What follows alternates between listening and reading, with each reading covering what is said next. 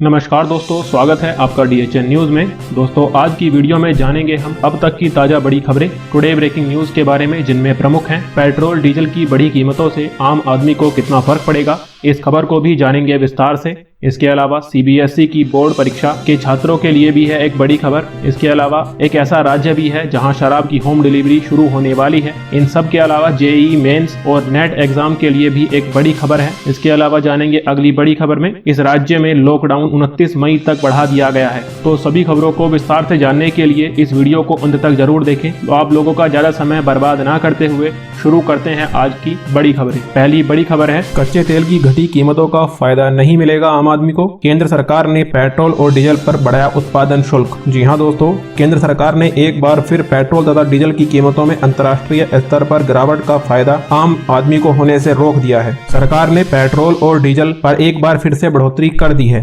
अंतर्राष्ट्रीय बाजार में कच्चे तेल की कीमतों में गिरावट के बीच केंद्र सरकार ने मंगलवार रात पेट्रोल पर तथा डीजल पर उत्पादन शुल्क में बढ़ोतरी का ऐलान कर दिया है। सरकार ने पेट्रोल तथा डीजल पर उत्पाद कर में 8 रुपए की बढ़ोतरी की है। इसके अलावा पेट्रोल पर विशेष अतिरिक्त उत्पाद शुल्क 5 रुपए तथा डीजल पर 2 रुपए बढ़ाया गया है। इस बढ़ोतरी के साथ ही पेट्रोल पर शुल्क 13 रुपए तथा डीजल पर शुल्क 10 रुपए बढ़ गया है। इस बात की जानकारी ट्वीट करके दी गई है। इस बढ़े हुए उत्पाद शुल्क की बढ़ोतरी का नतीजा सामान्य तौर पर पेट्रोल और डीजल की कीमतों में वृद्धि के रूप में सामने आता है। हालांकि यह अंतर्राष्ट्रीय दरों में गिरावट के हिसाब से एडजस्ट हो जाएगा, तो इन बढ़ी हुई कीमतों का आम आदमी पर कोई फर्क नहीं पड़ेगा। इसके अलावा बढ़ते हैं अगली बड़ी खबर की तरफ। कोरोना वायरस की वजह से अब नहीं होगी पूरे देश में CBSE बोर्ड की 10वीं कक्षा की बची हुई परीक्षाएं, शिक्षा मंत्री निशंक ने दिया है बयान। केंद्रीय मानव संसाधन विकास मंत्री रमेश पोखरियाल निशंक ने ट्वीट करके कहा है कि पूरे देश में 10वीं की परीक्षा नहीं होंगी। हालांकि उत्तर पूर्वी दिल्ली में ये परीक्षाएं आयोजित की जाएंगी। यहाँ परीक्षा शुरू होने से पहले छात्रों को तैयारी के लिए 10 दिन का समय दिया जाएगा। इसी के अलावा बढ़ते हैं अगली बड़ी खबर अपडेट में। अमरनाथ यात्रा का पंजीकरण फिर 17 मई तक स्थगित कर दिया गया है। लॉकडाउन के चलते तीसरी बार टली तारीख। जी हाँ दोस्तों, श्री अमरनाथ यात्रा 2020 के लिए यात्री पंजीकरण को एक बार फिर से 17 मई तक स्थगित कर दिया गया है। कोरोना महामारी और लॉकडाउन के चलते तीसरी बार पंजीकरण स्थिति को टाला गया है। इससे पहले 15 अप्रैल 4 मई तक यात्री पंजीकरण को स्थगित किया गया था। मौजूदा कोविड परिस्थिति को देखते हुए अमरनाथ यात्रा पर संशय भी बरकरार है। बोर्ड की ओर से 23 जून को यात्रा को शुरू किया जाना प्रस्तावित है। हालांकि मौजूदा लॉकडाउन और कोरोना महामारी के चलते बैंक शाखाओं में यात्री पंजीकरण प्रक्रिया को शुरू करना संभव नहीं है। इसी के साथ बढ़ते हैं अगली बड़ी खबर की तरफ। इस राज्य में शराब की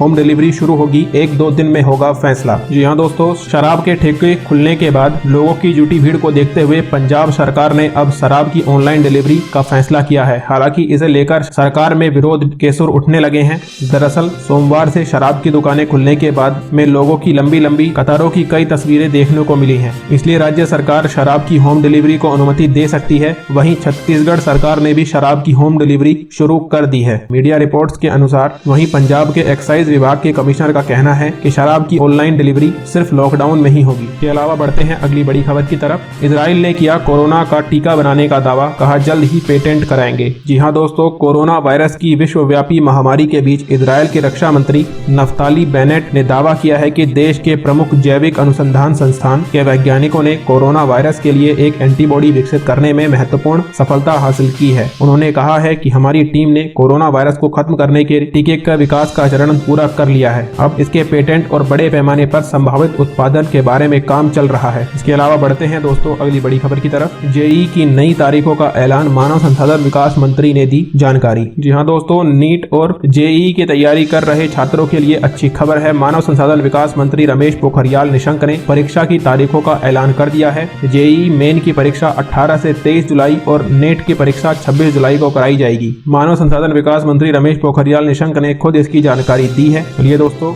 इसके अलावा बढ़ते हैं अगली बड़ी खबर की तरफ। 29 मई तक लॉकडाउन करने वाला देश का पहला राज्य बना तेलंगाना। CM KCR बोले होगी और सख्ती। जी हां दोस्तों, तेलंगाना की KCR सरकार ने मंगलवार को एक बड़ा फैसला लेते हुए प्रदेश में लॉकडाउन को 29 मई तक बढ़ाने का ऐलान किया है। सरकार ने कहा है कि इस अवधि में शाम 6 बजे के बाद किसी को घर से बाहर निकलने की इजाजत नहीं होगी। उन्होंने यह भी कहा कि प्रदेश में शाम 7 बजे से कर्फ्यू लग जाएगा, इसलिए लोगों से अनुरोध है कि वह 6 बजे तक जरूरी सामान आदि लेकर लेकर अपने घर लौट आए। इसी के साथ बढ़ते हैं अगली बड़ी खबर की तरफ। इटली का दावा मिला कोरोना। दोस्तों, इटली ने यह दावा किया है कि उसने कोरोना वायरस की वैक्सीन का ढूंढ ली है। रोम के डॉक्टरों का कहना है कि एंटीबॉडीज ने मानव कोशिका में मौजूद वायरस को खत्म कर दिया है। साइंस टाइम ने मंगलवार को प्रकाशित रिपोर्ट में कहा कि रोम की संक्रामक बीमारी से जुड़े स्पोलनजोनी हॉस्पिटल में टेस्ट किया गया है और चूहों में एंटीबॉडीज तैयार किया गया है। फिर इसका प्रयोग इंसानों पर किया गया और इसने अपना असर दिखाया। आपको यही बताते चले कि यह यूरोप का पहला अस्पताल है जिसने कोविड-19 के जीनोम सीक्वेंस को आइसोलेट भी किया था। इसी के साथ बढ़ते हैं अगली बड़ी खबर की तरफ। जी हाँ दोस्तों, कोरोना काल में जल्द ही एमपी में डायल 100 अब लोगों के घर जाकर एफआईआर दर्ज करेगी। साथ ही कोरोना ड्यूटी में लगे जवानों को करमवीर पदक भी दिया जाएगा। इसी के साथ बढ़ते हैं अगली बड़ी खबर की तरफ। मध्य प्रदेश में गरीबों को फिर से मिला संबल, नए लाभार्थी भी जुड़े। जी हाँ दोस्तों, मध्य प्रदेश के गरीबों को बहुचर्चित मुख्यमंत्री जन कल्याण संबल योजना का फिर से लाभ मिलेगा। मुख्यमंत्री ने इसकी घोषणा करते हुए मंगलवार को बताया कि 12वीं की परीक्षा में सबसे ज्यादा नंबर लाने वाले प्रदेश भर के 5000 बच्चों को भी इसका फायदा मिलेगा। उन सभी को 30,000 रुपए अलग से दिए जाएंगे। इसके अलावा योजना की पात्र कोई गरीब किसी बच्चे को जन्म देगी तो जन्म देने से पहले 4,000 और जन्म के बाद 12,000 रुपए उनके खाते में जमा किए जाएंगे। इसके साथ आपको बताते चले कि संबल योजना के तहत असंगठित श्रमिकों को सामान्य मृत्यु की दशा में 2 लाख रुपए की अनुग्रह राशि दी जाती है। दुर्घटना के समय मृत्यु होने पर 4 लाख रुपए और स्थायी अपंगता की हालत में 2 लाख रुपए सहायता राशि दी जाती है। मृत्यु होने पर श्रमिकों के उत्तराधिकारी को तत्काल 5,000 रुपए की अंत्येष्टि सहायता के लिए दी जाती है। इसके अलावा बढ़ते हैं दोस्तों अगली बड़ी खबर की तरफ। सीएम योगी का दावा, 6 लाख से ज्यादा मजदूरों को वापस लाई यूपी सरकार, सभी को मिला भरण पोषण भत्ता। कोरोना महामारी के चलते लागू लॉकडाउन में राज्यों से बाहर फंसे मजदूरों को वापस लाने के लिए उत्तर प्रदेश की योगी सरकार ने बड़ा अभियान चलाया था। मंगलवार को सीएम ने यह दावा किया था कि इसके तहत अब तक 6 लाख से ज्यादा मजदूरों को प्रदेश में वापस लाया जा चुका है। उन्होंने यह भी बताया कि प्रदेश सरकार ने दूसरे प्रदेशों से तकरीबन 6.5 लाख मजदूरों को वापस लाकर उनके उपचार का इंतजाम भी किया है। इसके साथ सीएम ने यह भी कहा कि इसके अलावा इन सभी मजदूरों को 1,000 रुपए का भरण पोषण भत्ता भी दिया गया है और उन्हें होम क्वारंटाइन होने के लिए उनके घर भेज दिया गया है। इसी के साथ बढ़ते हैं दोस्तों अगली बड़ी खबर की तरफ। रिकॉर्ड मौतों के बाद उठ रहे सवाल, कहीं कोविड-19 का कम्युनिटी ट्रांसमिशन तो नहीं हुआ है। जी हाँ दोस्तों, देश में कोरोना वायरस का खतरा कम नहीं हुआ है, बल्कि पिछले 24 घंटों में रिकॉर्ड मौतों ने एक बार फिर से लोगों को सोचने पर यह मजबूर कर दिया है कि क्या कोरोना वायरस का